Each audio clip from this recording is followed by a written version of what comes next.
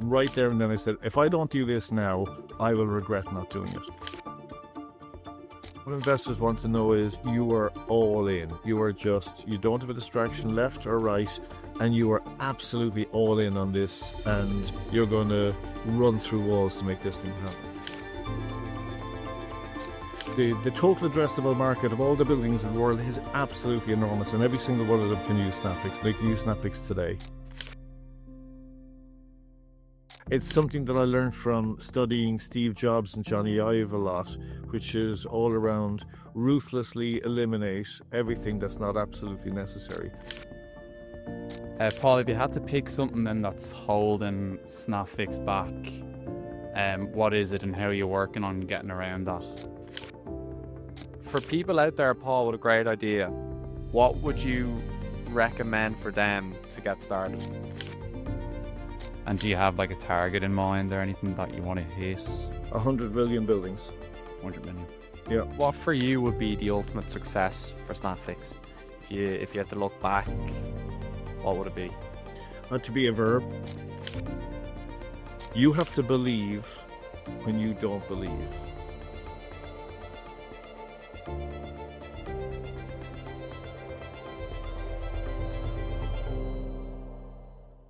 Okay, we are very excited to welcome onto today's podcast Paul McCarthy from Snapfix. Paul, welcome to the podcast. Alan, Sean, I'm absolutely delighted to be here today, and thank you for the invitation. No problem at all. Thanks for coming on. So, Paul, how's life with you and life with Snapfix? Life is unbelievably busy. It's never been anything but unbelievably busy since September 19, when we essentially officially kicked off. Good stuff. We'll get into all of that soon. But for our guests, can you explain what Snapfix does for those who don't know? Okay, so Snapfix is a mobile app that makes teams super efficient. So we've combined the power of photos for communication with the power of traffic lights for collaboration and getting things done. We typically focus on building managers, property managers, hotels, operations within real estate.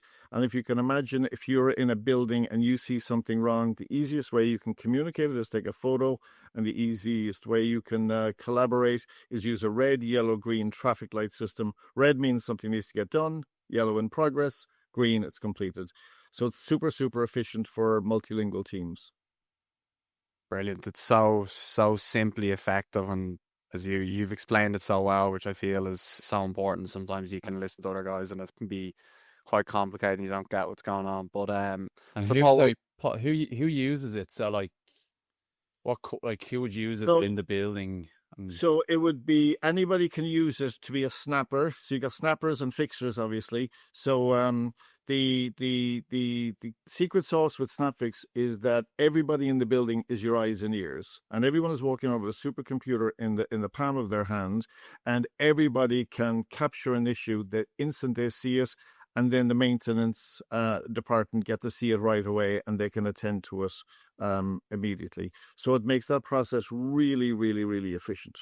Okay. So would you recommend for everyone that everyone downloads the app that's within the building, or do you not necessarily. Sometimes downloading an app can be a bit of an onerous thing for some people. So we have a solution where the building can put a QR code around the building or the facility, and then anybody, visitor or staff, can just scan the QR code, register the issue, and no app requires, just capture it like that. Nice and simple.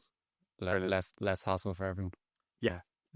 Making things as easy as possible. Reducing friction is part of our mantra. You have to make it easy for people all the time. Yeah. Even like, I know someone like my dad or something wouldn't downloading apps and all that type of stuff might freak him out. So even something that simple just makes life for him so much easier.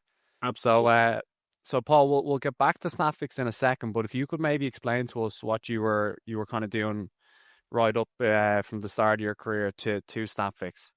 Sure. Well, many years ago, I studied computer science in University College Cork, and then for 25 years after that, I worked around the world in London, Germany, Australia. I spent 10 years in New York City.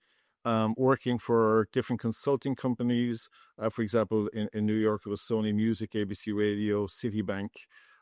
Very often working for consulting companies, implementing IT systems for businesses. I came back to Ireland and worked with a number of companies here, and then in the mid like 2016, 2017, started really thinking about Snapfix, doing something myself. And do you mind me asking you, before you came up with the idea with Snapfix, had tried anything like this before? Any projects that you tried by yourself? So I've got over 30 years computer software experience, and in parallel with that, I would have 30 years experience managing commercial and residential buildings as part of a family business. And at the around 2016, I was managing a number of buildings. I was getting really, really frustrated with tenant requests coming in on one side and contractors' responses coming on another side, and they were on emails, phone calls, post-it notes, WhatsApps. The information was all over the place. I did look to the market, and I had known of some solutions out there, but they're all just none of those solutions would have suited the audience I was dealing with. They needed something as simple as WhatsApp. And I remember tracking WhatsApp at the time, and they were transacting about something like 60 billion messages a day. And today they're doing like 130 billion messages a day or something. So I was seeing the advent of the world was starting to communicate with photos and messaging, and it was really taking off.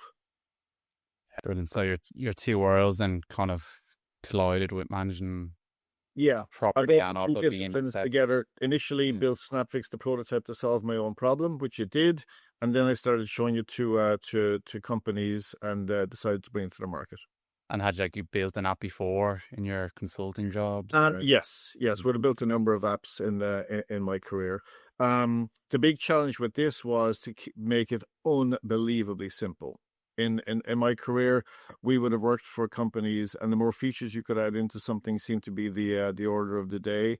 And very often, the end customers would really struggle with those solutions then, because they were just too complex, too time consuming, too rigid.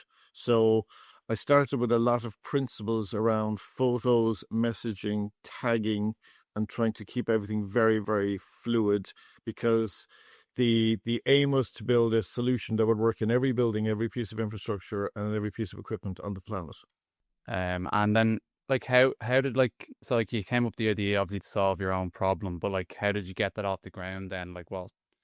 Not easy.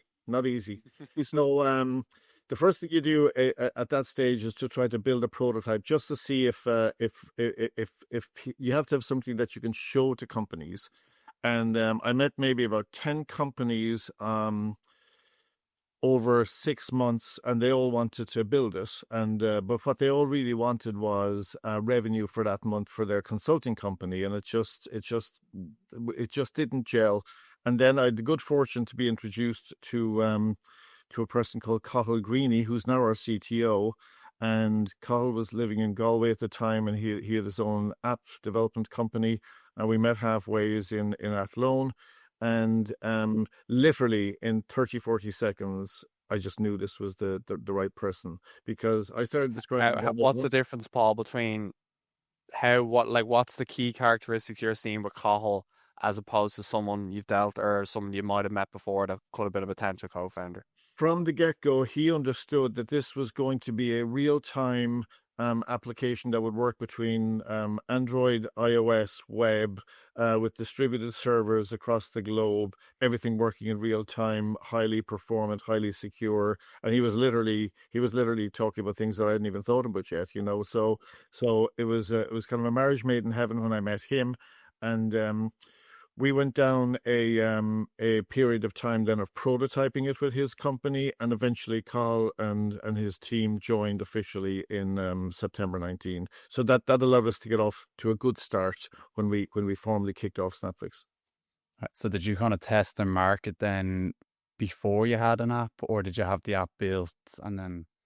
I tested and marketed beforehand. Now, it's very, very difficult to try to convince somebody of, here, I got a PowerPoint, it will work like this. So very, very quickly we put together a very cheap but effective wireframe of, we were just able to demo it. Nothing behind us, but just this is what it's going to look like.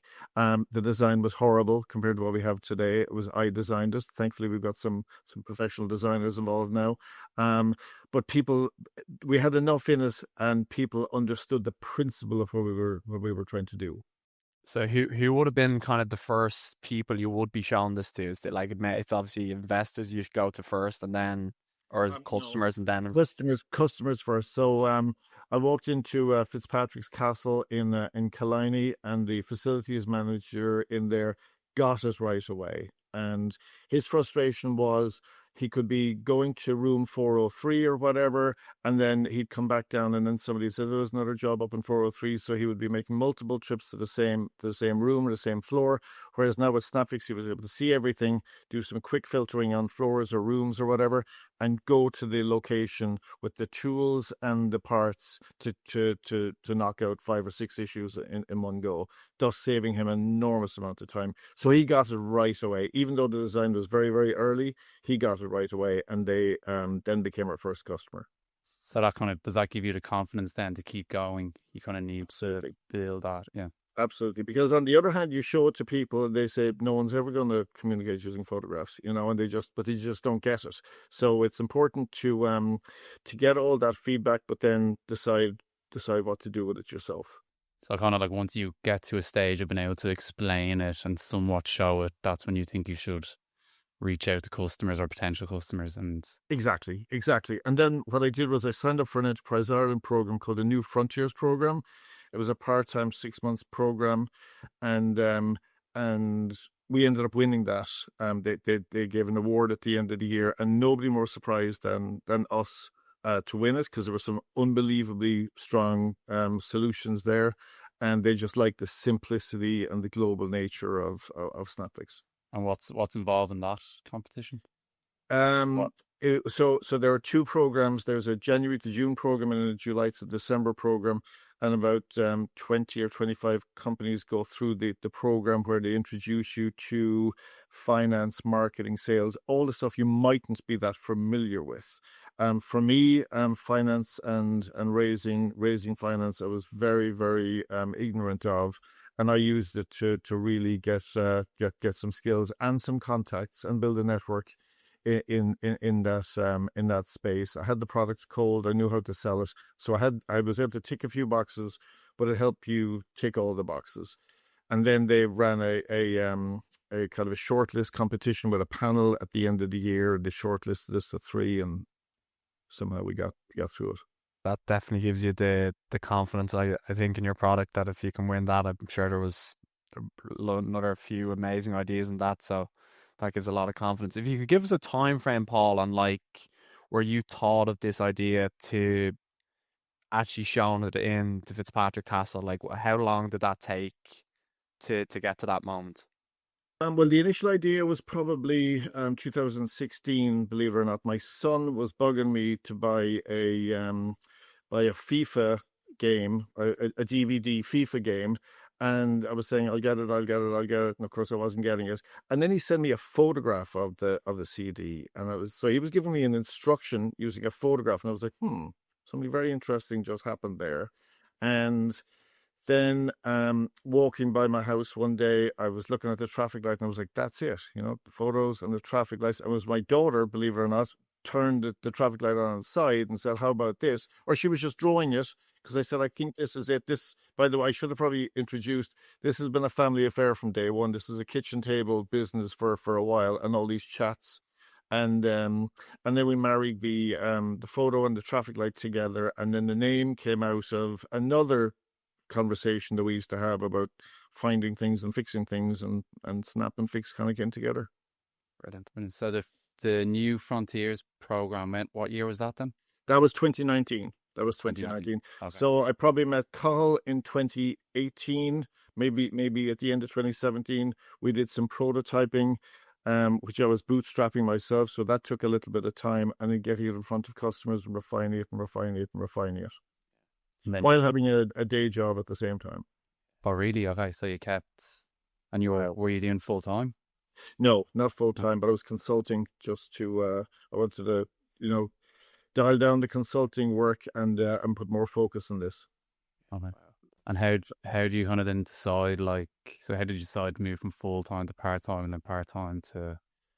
Um, I think when customers were really saying, yeah, this is very, very interesting, and we were getting a lot of introductions to other customers, and then we knew, well, there's a point in time now we've got to go for it and raise some money, which we did in the summer of 2019, and then we went for it and declared September the 1st as our starting date. What is that moment, Paul? Do you know when, like, obviously you've done a lot in your career before, then how do you know that moment that, right, I'm doing this? Like, and obviously you've kids, like, there's a lot to think about in the background. If this doesn't go right, you know, that kind of way. So, like, what is that moment where you go, I'm going for this? I remember the exact point where I was, Sean. I was actually out running. And I remember exactly, I was going around the corner and I was just right there. And then I said, if I don't do this now, I will regret not doing it, and that was it. It was just, I'm doing it. So, I guess you kind of think of an idea and like, will I, won't I? It's absolutely daunting. It's really, really expensive to kick something off, especially if you're bootstrapping it yourself. And then I just decided to go all in. But I remember the exact point. I came back, said to my wife, I said, that's it. We're burning the kids' educational fund, and we're doing this. And Paul, I remember you said something interesting, and I think I was listening to something, and you said that you deliberately chose the hardest niche Yeah. to focus on and go after. Can you explain a bit about that to us? Sure. Okay. So as I mentioned, I wanted to the total addressable market of all the buildings in the world is absolutely enormous, and every single one of them can use Snapfix. They can use Snapfix today. That covers every single type of building. So I started looking to see who are the most stressful users on buildings. An office building, people come in, they work 8 hours a day, they leave. An apartment building, people sleep overnight or whatever. But a hotel operates 24/7. They demand the highest quality of any building, and they have a large team of multilingual staff. So myself and Carl decided very, very early on that is the niche we're going to go after, because it was actually an investor said to me once, he said, your insights will differentiate you. And if you can go all in on the most stressful environment, you will get more insights faster. It's a really good one. So your insights will differentiate you. Correct. Yeah. It's really interesting. So you would have got the most feedback from the hardest market instead of going to an easier. Yes, Yeah. yes. And in summer 2019, I was meeting a lot of investment companies, and the advice they were giving was just phenomenal. Some people, we were way too early, they didn't invest in very, very early stages, but they still took a meeting and still were very, very generous with advice. And I remember another one said, what I'm looking for is three things: an enormous market, an unsolved problem, and a differentiated solution. And you just grab these little nuggets from all of these people, and then they become part of your pitch. Ladies and gentlemen, I'm addressing an enormous market. There is an unsolved problem, but I had a differentiated solution. And you just use this, you turn it around. Yeah, And you've all the keys there. Yeah. And it's true. It's absolutely true that if you can convince an investor of those three things, you've got something. So obviously testing them majorly in the hotels, Paul, and then where does it go from there? How did you expand it out, or Well, make decisions to do that? So September, a couple of dates. September 2019, we kicked off, and then we won the prize in, I think it was January 2020, from New Frontiers in Enterprise Ireland. And Enterprise Ireland were an investor as well at this point, so we were riding on some huge highs, and we were attracting a lot of customers. And then whatever, March the 12th happened, and every single hotel on the planet shut down. And we're looking at each other kind of going, oh my God, what have we done? We've just bet on the wrong sector. We've gone to Las Vegas, put it all on red 36, and it's just, it's over. And we kind of gasped for a few hours, and then we just said, fine, the buildings are still there. They still have to be maintained. And we embarked on what we kind of affectionately called B2B sales at the time, which was bedroom to bedroom sales. So we were in our bedrooms, and the people we were phoning were in their bedrooms, and we were doing sales from the start of COVID on. But you were still targeting hotels. You didn't change. No, sorry, Yeah. I should have prefaced that by saying we went wide. We ended up getting mines in South Africa to office buildings down in New Zealand. At that point we would talk to anybody anywhere. Um, and then roll forward maybe another 18 months, and we pulled it back in then to refocus back on our niche. But obviously, COVID went on longer than we all expected. So we just we stayed wide for a good while, and again learned a lot from going wide. Yeah, looking back, I'd say it was nearly a positive that you had to maybe go different routes and look into different things like mines in South Africa and stuff like that. Is Yeah, probably something you definitely wouldn't have targeted, I'd say, if absolutely COVID not. hadn't happened. So And we've got some wonderful clients in South Africa now, because the word tends to spread then over the years, from vineyards to hotels and as well as the mines, and property management. Yeah, it was very, very beneficial to go wide because it kind of gave you the confidence. Yes, what we set out to do, it just accelerated what we probably would have done over 5, 6, 7 years. We did it in 18 months. Brilliant. Yeah. And I say probably people had more time as well, did they? Potentially in They COVID, did. take calls and yeah. They did. Sometimes the decisions took a little bit longer, but I think they liked the fresh the fresh approach we were taking. We were calling ourselves like the WhatsApp for maintenance, or the Instagram for maintenance and getting things done, and they kind of liked the fresh look at it more than anything else. Yeah, brilliant.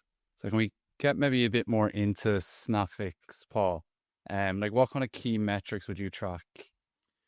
We track an enormous number of metrics. The high level ones would be your daily active users, your weekly active users, your monthly active users, the number of tasks that people create, obviously the number of customers, the number of countries we're in now, which is 40, and the number of sectors. The interesting thing about starting in the hospitality sector and then having this thing on the side called the facilities management sector, which is every other building, is this one is about 100 times the size of the hotel sector. So for every one hotel, you're going to have 100 office buildings, apartment buildings, retail, care homes, factories. There's just an enormous number. So it's we don't track every single sector, but we probably track the top 10.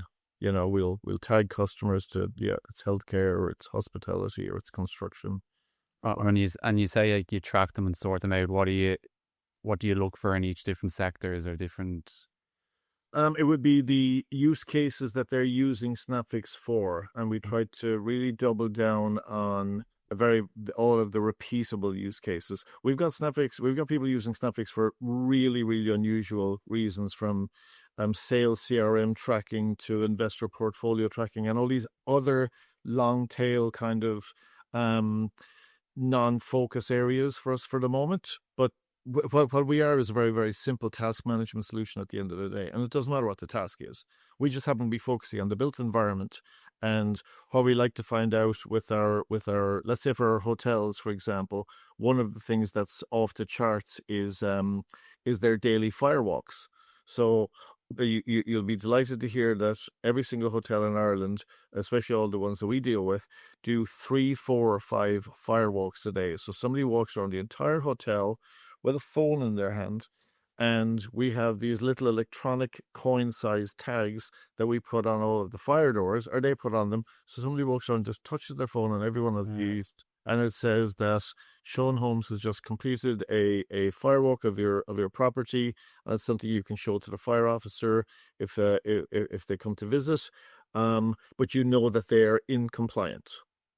Nice. and that's incredible. That must have came from, like, did a customer ask you for that, or did they explain a problem to you, or how did we launched Snapfix with a checklist? You can walk around and go tick tick tick tick tick, but we quickly found that you could be sitting in the basement drinking a cup of coffee going tick tick tick tick tick, I've just done my firewalk. So there was no value in it whatsoever. You had to have a proof of physical presence. And we did a little bit of research, Cathal and I. We identified these little NFC tags, and they can be very, very discreet. They can be stickers as well. They can be cable ties, and you just touch your phone on it, and it registers the relevant tick on the tick Very box. interesting. Amazing, yeah. So, Paul, like I'm getting excited to listen to how expansive and how big this can get. If you could just maybe explain to us from, let's go back to 2019, how the users have grown and some of the sectors have grown. So, like, if you obviously you started off from zero in 2019, what were you in, say, 2020 and to now? Yeah, we probably had we weren't quite zero 2019. We probably had maybe 20 or 30 euros or 20 or 30 users at that point during the kind of the bootstrapping and prototyping phase. That's grown to tens of thousands of users have used it. So back in 2019, Fitzpatrick's was customer number one and in country number one, and now we would be in 40 countries. So now some of them are a single customer in Malta, for example, that only came in a month ago. So it's but it's nice to see. I think there's 195 countries in the world. So at some point we'll be looking to tick every single one of those. Amazing. So you went from 40 countries, and how many users do you have now? I actually don't know the exact number, but Yeah. there will be tens of thousands of users would have used Snapfix. Oh, The reason we don't know is a QR code can serve hundreds of users in any building, for example. And many of our users would have, let's say, reception at XYZ hotel or maintenance at that. And at reception, you could have 5, 6, 7 people over the course of a 24-hour period manning that desk. So it would be different users very often. yeah. And do you have like a target in mind or anything that you want to hit? 100 million buildings. 100 million. Yeah, and then we'll take a break. Will you retire then? No, retirement is not in my vocabulary. I was very fond of a neighbor of mine. Her name was Imogen Stewart, and she only passed away last year, and at the age of 96. And she put up an enormous granite sculpture in our local park when she was 95. So that's my inspiration right there. And that kept her young. Absolutely. And all the way through COVID, we're thinking, hey, we need to get this thing done, Definitely. So, like, what does then the future for Snapfix look like? Like, where are you now? What are you working on? I think the US is without question is our key market. So we're putting a considerable focus on the US, and this time, June last year, we hired a CEO in the US. So I consider myself the startup CEO, and now we were very fortunate to meet an unbelievably capable CEO based on the East Coast called Brett, and now Brett is scaling things up. Building the marketing and sales functions really, really professionally, putting everything together for strategic partnerships and everything else. Customer success is a big part of our world. The way we deal with our customers, and we make sure that they're set up properly, configured properly. We're there to support them, and they really, really appreciate the simplicity of the software, but also the way we take care of them after they become customers. Have you noticed, Paul? I know the product is obviously very simple. Have you noticed any differences going into the US market as opposed to being in mainly in Europe? And has there been any big differences? Some regions of the US aren't as familiar as WhatsApp as the Europeans are. That's moving very, very quickly. But let's say 2, 3, 4 years ago, some people literally did not know what WhatsApp was. But thankfully that's changing, especially since a lot of their staff would be international. Languages would be very, very important. So we do have Spanish, would be very, very common in the US. Creole is very, very important in Florida. We understand that will be coming in the next month or two. What did you say? Is Creole. What's Haitian Creole is another language, so it'd be very, very popular. It's like the fourth language of Florida, and these things you learn over time, and you just you follow those very, very quickly. What I love about the US market is that They don't mess around. They see it, they like it, they make quick decisions. Yeah, definitely. Paul, I know you've talked a lot about product market fit and it's your number one priority in Snapfix. How has like your product changed over the years due to customer feedback? You mentioned you're always talking to customers and wanting their feedback. Can you give us an example? Yeah, I think it's been one of our real strong features from day one. We are completely open 24/7. If any customer wants to talk to me on a Saturday or Sunday, I'll still talk to them at Saturday anytime. We love feedback. I'm talking to customers every single day, and I have been for years, because they tell you the real deal on the floor, because very often you don't get to visit them because they could be anywhere. So we're very, very open to it, but not just open to it, is that when they request something that's simple and universal and we can see it applying to all of our customers, they'll see it in the next month or two. And they come back saying, I don't believe it. We suggested this, but what we of course share with them is many people have suggested this, and we try to respond very, very quickly. We have a development cycle of 4 weeks, so we're rolling out a new version every single month, which is pretty intense, but it allows you to tick those boxes very, very quickly. The other thing we would do is we would remove 10% of Snapfix every year. So if people aren't using it, or if we've kind of overshot something, or if we put something in that we shouldn't have, we take it out. So we're not carrying this debt forward for year after year. Keeping it simple. Yes. Paul, how do you manage all that? Like, how do you prioritize the most important things, and how do you know what are the most important things with there's so much going on? Really good question. Sometimes it's a volume of customers who are asking for the same thing, and it all just starts bubbling up to the top. I gave the example earlier of the fire safety walks, which is a type of compliance. And then, over the years, we would ask, what else are you doing? Or what else do you have to do for compliance? And over the last 6 and 12 months, they've been showing us these spreadsheets with another 100 items on it. There's air quality, water quality, lift, elevator maintenance, all of these other things that happen in a customer. So next month we're rolling out our first kind of major new module in about 4 years called Comply, which will take care of all of the compliance activities in a customer. But that's a result of many, many years of just listening and not just deciding, we'll just add in a feature now. We just listened to it very, very carefully, and we distilled it down to the real issues that they were having with all the existing systems, which drove them all to use Excel. Everyone we've met has used Excel. But Excel is unbelievably, it's a great tool, but it's unbelievably inefficient for what they're trying to do. So we're giving them an automated solution for the problem that they're trying to track, which is all around certificates, permits, and insurances for equipment and for contractors. Brilliant.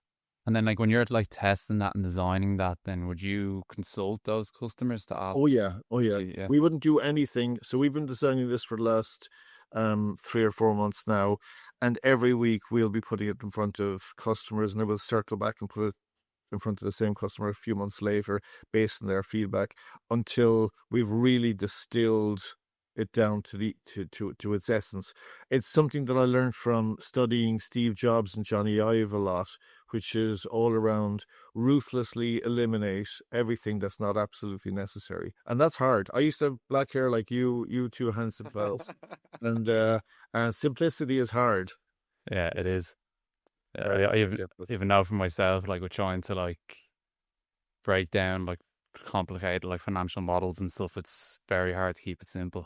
It's actually easier to make it, more. And humans have a tendency just to overcomplicate everything. It's nuts. And then when people see something as refreshingly simple as, all if you just take a photo and then I move a traffic light, that's it. Yeah. That's the essence of it. There's more under the covers, but if you do that, your quid's in very quickly. Where does that come from, Paul? That, like, is that something you've learned, or is it just something you've always kind of tried to be simple with everything you've done in life? It's actually probably been more. I was always very, very conscious of not wasting time from a very early age. I hated wasting time. If a bus was late or a train was late, or if somebody was late, I would be I would not be happy about it.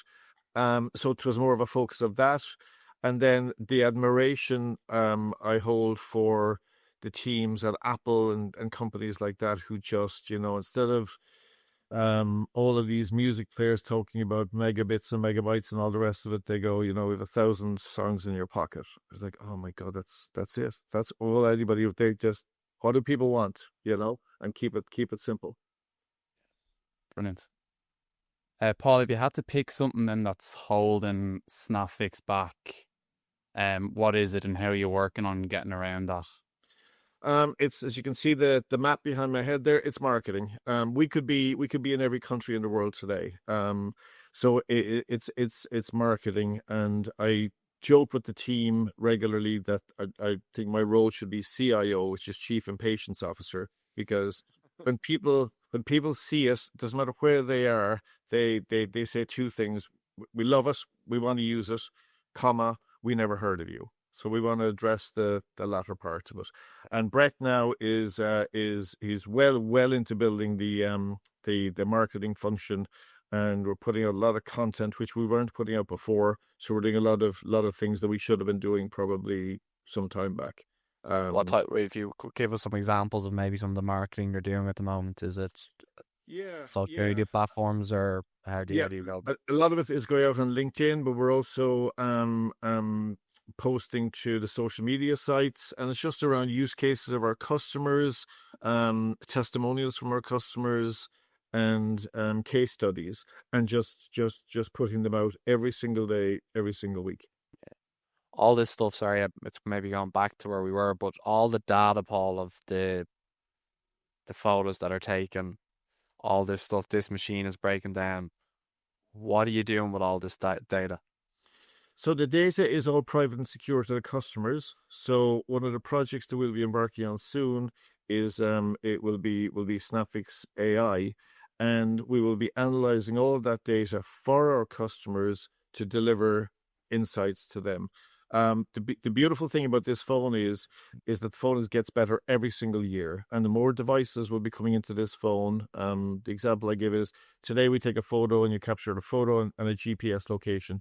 In 5, 6, 7 years' time, this phone will capture the air quality around you, the barometric pressure, many, many other data points, and all of that data will. So we're a data collection company, and the insights we'll be able to deliver to our customers on their buildings and their equipment, by also leveraging the same information we have for all the other customers with the same type of buildings or same type of equipment, will be considerable. And then what will they be able to do with that data, like predict when things are?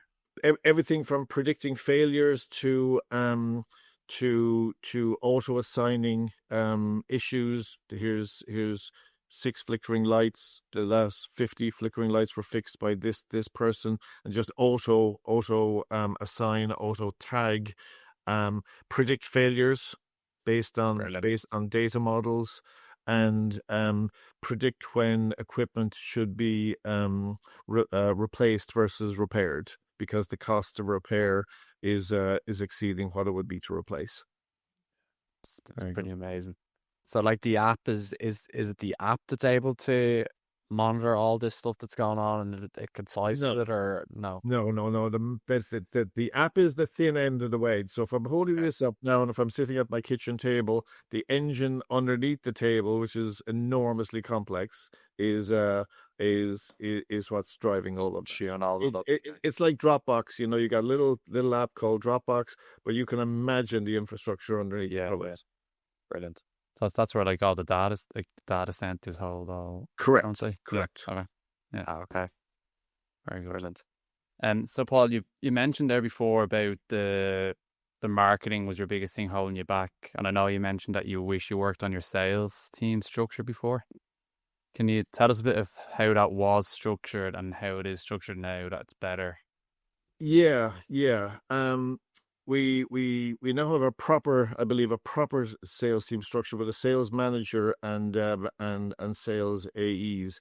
If I go back a couple of years ago, we probably shot too early, thinking we were ready for enterprise sales, and went down that track. But enterprise sales can be very beneficial, but they can be very, very long and very, very expensive. So a number of years ago, we decided to focus more on transactional sales. We meet somebody, they like it, they decide there and then, or within a short period of time. So we've put a sales team to structure together now that can more focus on. We're going to refocus back up on the enterprise level, as well as the transactions, and also considering partnerships as well. It's really putting the right people in the right roles. So do you split your team, enterprise and transactions? Yeah. Yeah. Exactly. Right. And then, like, do you have like your sales teams in different countries, or are they all located? No, they're all here. We like people to be in the office as much as possible, because the sales team learn from the marketing team, learn from the product team, learn from the customer success team. Our software development team is primarily in India. We've got a few amazing guys in Armenia as well, and that's the split. And then we have head of marketing is in Atlanta, Brett is in New York. We've got another person in New York looking at partnerships in the US. Yeah, I think the office is really important for even like things you pick up, like by earwigging and overhearing things. And serendipity is very, very important. People just running into each other over coffee, or just hearing something in the background, and it's tough. This whole endeavor is unbelievably tough, and to have people that you care about sitting close to you, and you can help them or they can help you, is very, very important. The growth, Paul, like, was there ever a stage when you thought that you were going too quick with the growth, or was there ever a stage when you maybe thought, No. oh, we need to move this faster? Never. We Never.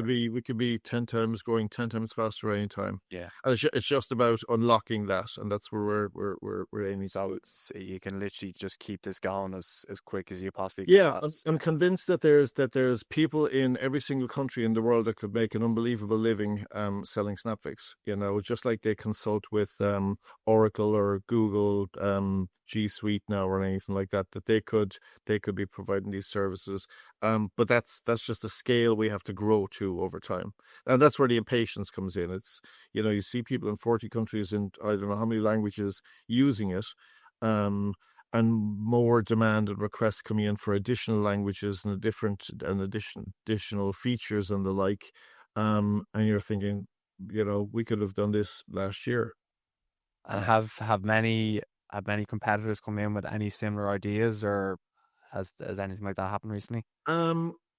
There's a million competitors out there in every single sector and in every single country, and then you have WhatsApp and Excel, which are the kings in both their areas. One for chatting and messaging, and the other for being the most amazing tool in the world, Excel.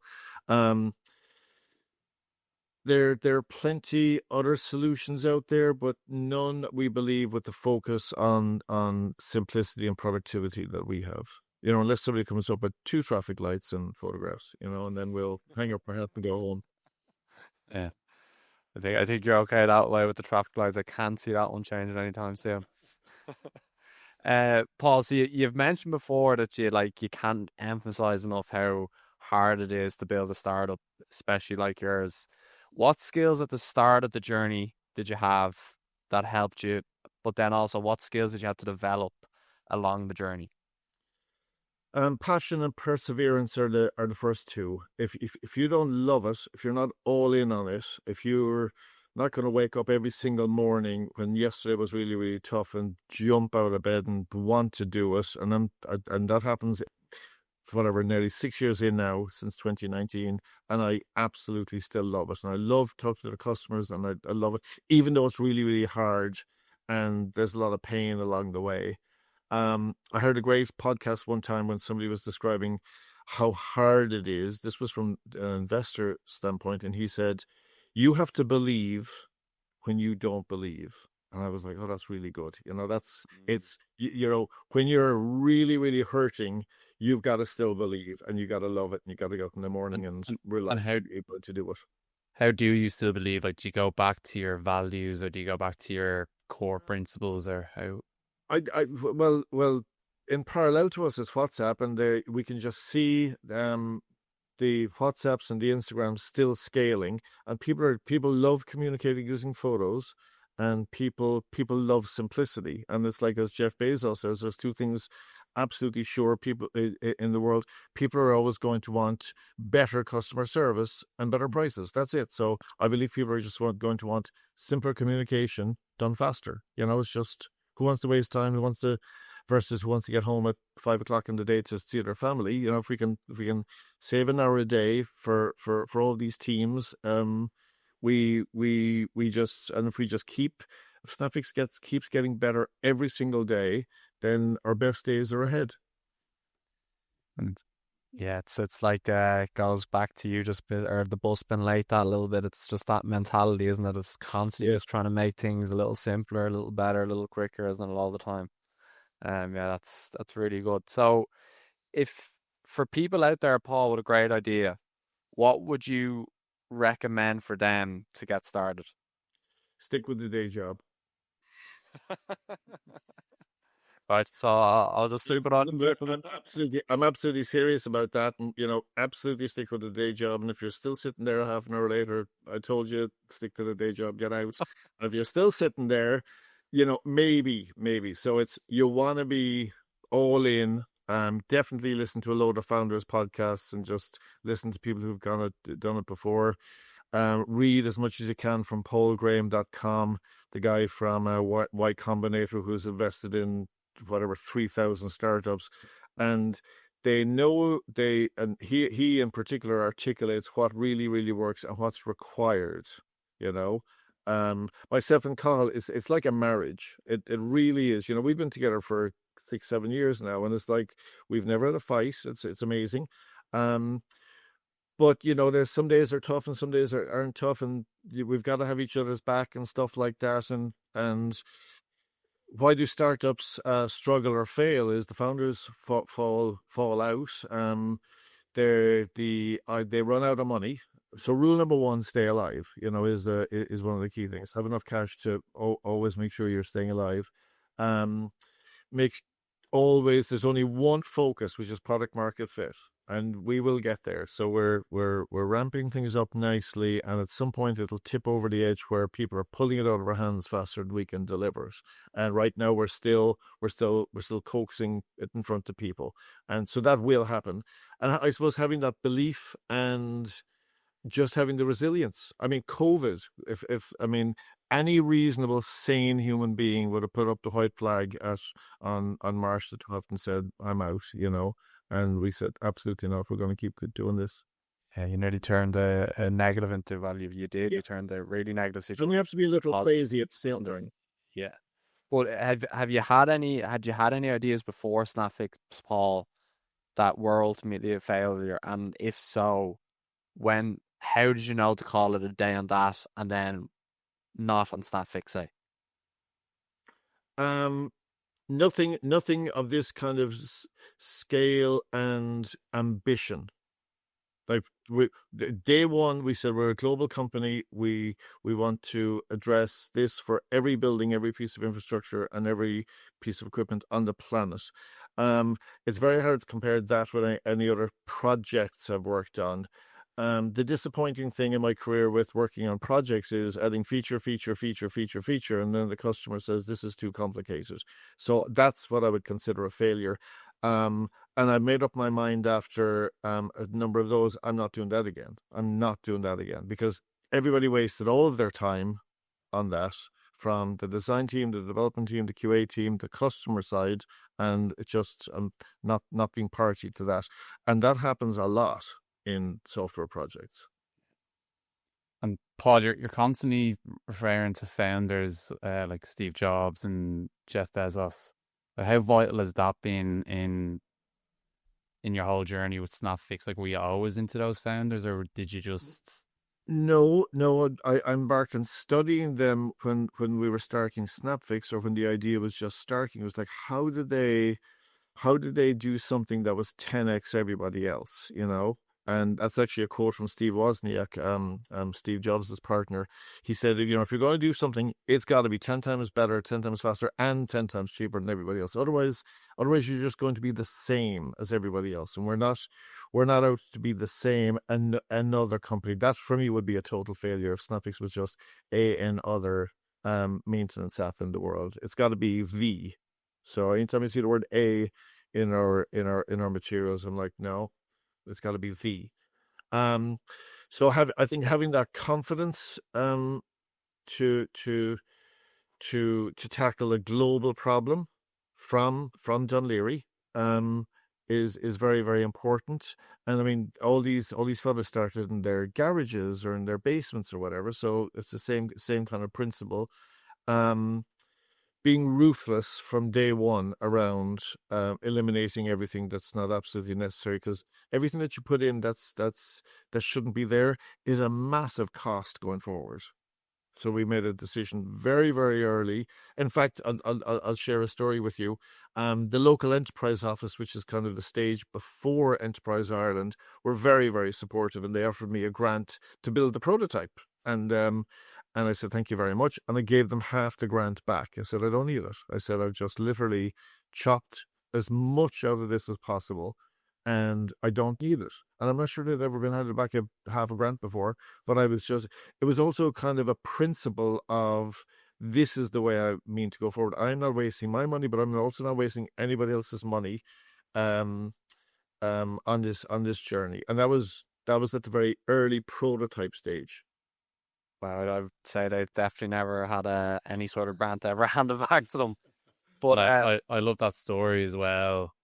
You mentioned before with Enterprise Ireland when they told you to go home, or you didn't have a good enough product, and that was a very valuable experience, because that was 2 hours of being grilled and being told you got nothing, and we were like, we beg to differ. We do believe, in fact, we've got paying customers now, so we do have something, and we're not involved in anything else. I don't have 4 other day jobs or anything else. And I think what a lot of investors want to know is you are all in. You don't have a distraction left or right, and you are absolutely all in on this, and you're going to run through walls to make this thing happen. And eventually they said, yeah, you guys convinced us.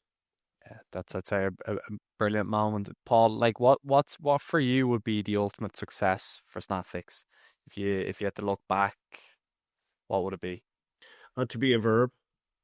Right. Why? Well, why is it so important to be a verb? It's just such a cool thing to do. It's myself and my family started this thing out. As I mentioned, on our kitchen table, we said, wouldn't this be so cool if this thing took off? And everyone said, hey, Snapfix that to me, or have you Snapfix that? We already have our customers using that, that term as a verb. We started out as snapfix.net, and we were very, very fortunate to be able to acquire the snapfix.com. So we were once snapfix.net, we're Snapfix. Like the .com doesn't even come into it anymore. We are Snapfix. Thankfully, we get confused sometimes with Snapchat, that little company over there, but I think the word snap resonates with people for being something very, very quick and efficient, and and fixes.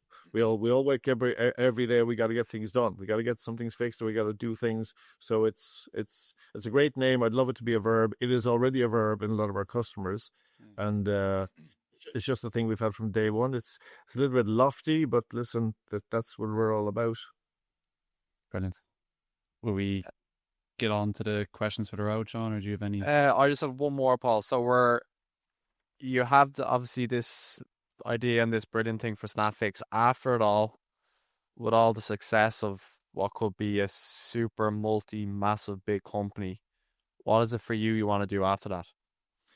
Again, it was a day one decision made with myself and my family that this platform is going to manage some of the most beautiful, wonderful, incredible buildings all over the world, and at the same time, there's a large audience of people who are homeless, who are unhoused, and we want to use the entire thing the entire exit of Snapfix to address some part of that of that problem. Yeah. Amazing. Me and Alan had obviously heard this before, but that's one of the most remarkable things I've heard from anyone in business. I think, you know, you hear all these stories about how rich people are, but to have that mindset to try and give back and make the world a better place, I think is really, really remarkable and something incredible if you can. Yeah, I don't manage. play golf. I've no interest in a yacht. You know, we've got a car. You know, it's just, and I think they could actually be an incredibly joyful project as well. It could be an incredible project. Yeah, what a full circle moment that It comes with a comma. I want other people to do it too. So I'll be knocking on people's doors and saying, "Well, I've just given 100%. You need to give me at least 98. You know, just give it to me. You know, do a Bob Geldof on it. You know, just Yeah. give me the check. unbelievable. And you Just give it away." and you mentioned before that you had a good to do list or a give back list. What's your plan for helping people who are homeless or? We don't know yet. We don't know yet, but we'll create an initiative. You know, will it be in proportion to the customer base around the world? So if a lot of customers are coming from the US, do we do a lot of it there? Do we do some of it in the UK or whatever? I just think it's going to be an amazing project to kick off at that point in time. So it'll be great fun building Snapfix and whenever, and this is a long way down the road, exiting Snapfix or whenever that may be, and then having an immediate plan for it. And it's pretty good sales strategy too. If you did have a competitor and you were deciding which one to choose, I'd choose the one who's going to give all the money back. Yeah, we don't promote it. Yeah. We kind of don't But push eventually, it. yeah. We I guess I want the product to stand on its own 2 feet. Yeah. Over everything else. It should be an unbelievably valuable experience for the customer, and they go, we're absolutely using this, you know, and then that becomes as a benefit after the fact. Yeah, amazing. It's incredible. You got Al to move on to move on to the questions for the road. Yeah, questions for the road. You kick it off there, Sean. So Paul, what 3 people, dead or alive, would you have for dinner, but they can't be related to you? And why would you have dinner with these people? Why? Okay, so 3. Rosa Parks would be number 1. Amazing civil rights activist, for her incredible bravery. I mean, this is a young lady on a bus in a segregated state. It was just the bravery she showed back in the day. I just think is just phenomenal. David Attenborough for everything he's doing. He's 99. Oh yeah, man, I want the dinner now. You know, he's had some life, and he has been a proponent of the planet since a very, very young age. So I think he's amazing. And my third one would be Leonardo da Vinci. Just you know, an incredible mind, inventor, doctor, military strategist, scientist, artist, sculptor, just an unbelievable. And I think all 3 would love meeting each other as well. Yeah, what a dinner! Such a mix of everything there. That's cool. Wouldn't mind being a fly on the wall for that. Yeah. They'd probably hive me off, you know, and say, just tell us where you've booked the table and we'll book it next to you so we can earwig.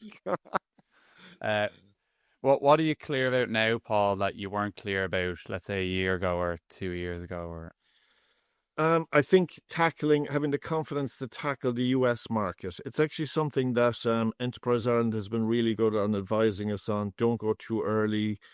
Be very, very conscious of resources you expend there.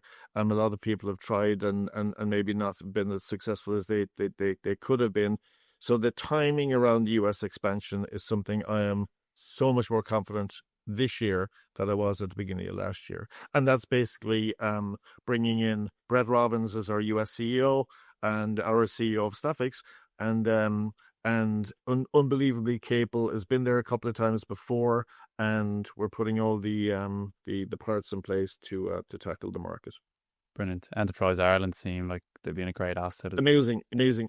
I've been very, very fortunate with Enterprise Ireland. The relationships we've built have been really, really, really strong. And the quid pro quo is always when they ask for information, we're unbelievably transparent. We tell them the good, the bad, and the ugly all the time. And I think it just it leads to a very, very good relationship. And who works for them? Is it like ex entrepreneurs or like ex founders of successful companies? It's a combination. It's a combination in the development advisors who deal with us. They're really, really competent. Many of them have come from industry, obviously, and they actually really care, which is the big thing, making introductions, facilitating introductions in the UK and in the US, looping us in with other similar companies at our stage. Just it can be a long and lonely road, and when people are kind of coming in with different introductions, it helps a lot. Brilliant. And Paul, if you were president for one day in Ireland, what's the one thing you'd change in Ireland at the moment? The housing. It would have to be something with the housing crisis. Would I have power? Yeah. Well, you're nearly there. Nobody would ever vote me for any just make sure you come back on our podcast when you're officially president. I think it's all I'm hearing is just unbelievable confusion around rent pressure zones and building new apartments and everything like that, and it's just doing something around just solving that. Other countries have solved it. We should be solving that. Yeah, take out the friction, as you said. Yeah, and it's not fair on either people coming into the country to work in Ireland or young people growing up, and it's just brutal to try to either rent or to buy. Yeah. Look, Paul, thanks a million. We can't thank you enough. It was an amazing chat. It's absolutely flown by the time. I've really enjoyed it. Yeah, thanks a million. I absolutely thoroughly enjoyed it too, and great questions, and thanks for sharing some of the questions in advance. You kind of helped me prepare a little bit. But listen, wish you guys the very, very best, and I look forward to listening to your podcasts. Thanks a million, Paul. Thanks very much, Paul.